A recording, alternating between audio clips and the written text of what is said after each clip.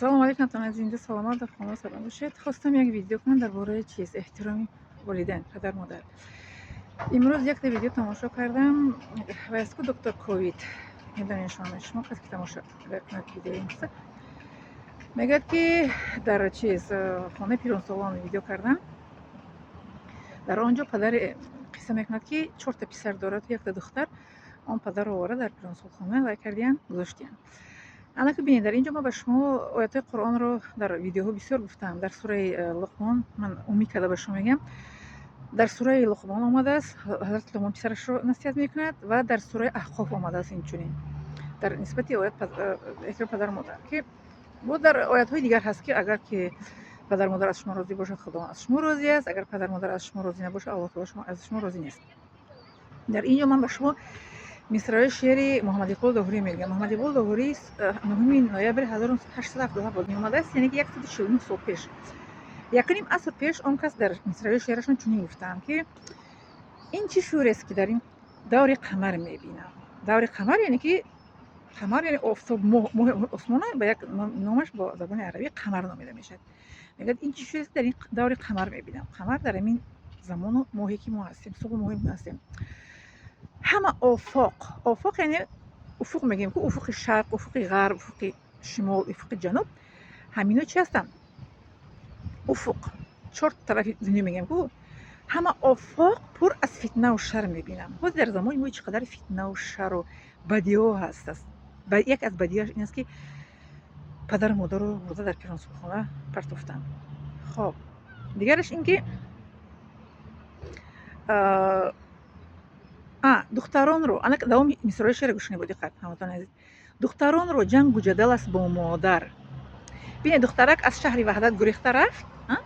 дар видеое ки ҳоҷи исмоил тамошо кардед, парвина ном духтарак аз шаҳри ваҳдат гурехта рафт ва аз худи панҷакенда аз хуҷанд ёфтанд, овардан гашта бугурехта рафт. ина бинед ки чӣ гуна шеър дар тахти ҳамин шеър чӣ қадar мувофиқ меояд.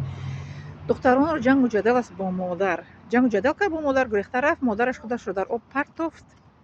аз чӣ мегӯянд, аз ситами зулми ваалайкум ассалом бачаҷон, аз ситами додаи чӣ мегӯянд духтараш. видем бача ки тоҷик мара салом дод гузашт. дар шаҳри мо тоҷикӣ бисёр ҳастанд.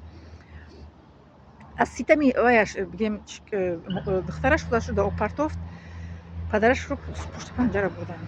аз рӯи чӣ мегӯянд духтар, мегӯянд ки духтар чӣ гуна мегӯянд ки модар чӣ гуна духтар намуна. ин аз тарбияи мо моларон мешавад. ман ҳам духтар дорам. дар куҷои камбудиро вай кардагиян ки фарзандам ин гуна шуд. бале, оле ин бо мавзӯи калон аст, мавзӯи тарбияи кӯдак, барои чӣ духтар ин гуна шуд. ки ман дар тахти ин мисраи шеър ба шумо гуфтаистам ки духтаронро ҷангу ҷадал аст бо модар. бинед духтар бо модар ҷангу ҷадал кард, баромад рафт, овардан бо гашта бугурехта рафт. ан духтараки ваҳдатӣ не.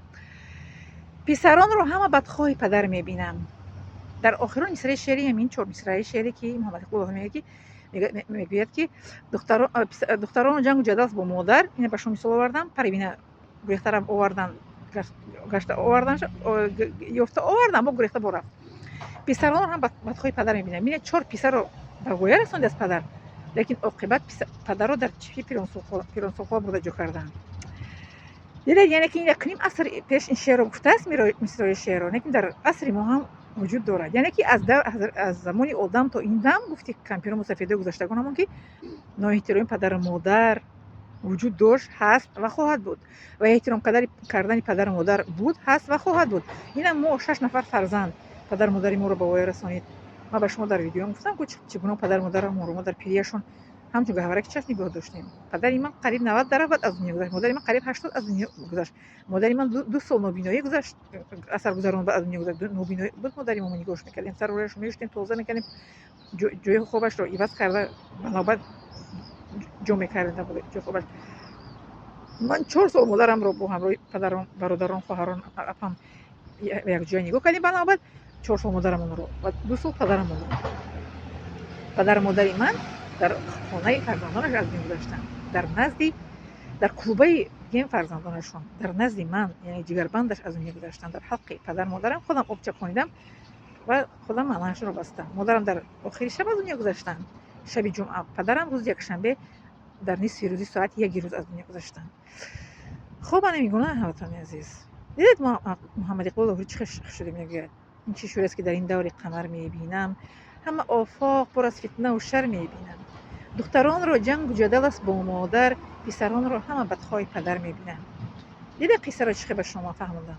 با دقت گوش کنید میفهمید خشوری. اینه من در جای آرام آمدم، در جای بی آواز برای شما ثبت کردم که با دقت گوش کنید و ویدیو رو از خود کنید و التماس پدر مادراتون رو احترام کنید. کسی که پدر مادرش رو خوار میکند خود عاقبت خوار میشود.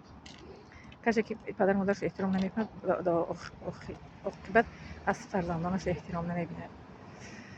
بله بله، در سوره زلزله میگه که در آیات آخرش کسی ذره نیکی کنه میبینه، کسی ذره بدی کنه میبینه. پس جوانان عزیز، من هر آنچه که به شما میگم از تجربه خودم میگم که چگونه ما پدر مادرمون صاحب شدیم و چگونه ما خوشبخت‌ترین انسان ها هستیم. ما این 5 نفر فرزند خوشبخت‌ترین انسان ها هستیم که فرزندان ما رو احترام میکنن. چشم نرسه فرزندان ما رو احترام میکنن. خداوند که عاقبت شما به خیر برسونه. پدری من پدرش مادرش رو صاحب شد، ما پدر مادرمون رو صاحب شدیم و این گونه این چونین ما رو پدر مادرمون فرزندانمون صاحب میشه. برای اینکه هر آنچه میگه کشتی برداشتی. پدر مادری من پدر مادرش صاحب شدم، ما پدر مادرمون صاحب شدیم و ان شاء الله که فرزندان ما صاحب میشن. برای اگر خواهید که شما رو میسو که فرزندان صاحب شه در آینده، سر کنید خودتون اول که اول اینو شوید که پدر مادرتون صاحب شوید. پدر مادر شما هم که نکرده باشن پدر مادرشون رو شما کنید که تا اینکه در آینده پدر فرزندان شما رو پدر مادریتون رو در پیریتون چی شوند صاحب شوند. خب این نداره شما